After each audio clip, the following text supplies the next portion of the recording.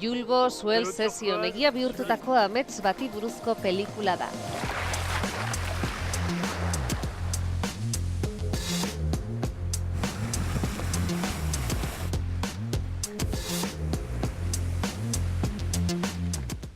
Kirol betaurreko batzuetako marka batek, Hugo Fink gonbidatu zuen bidaia batean Jeremy Eloi, kitesurflari profesionalarekin batera Polinesia frantses zoragarrian surfa egiteko.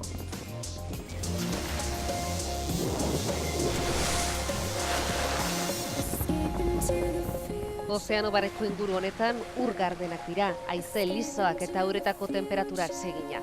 Horregatik da artxipelago osoa lekurik aproposena kitesurfa egiteko.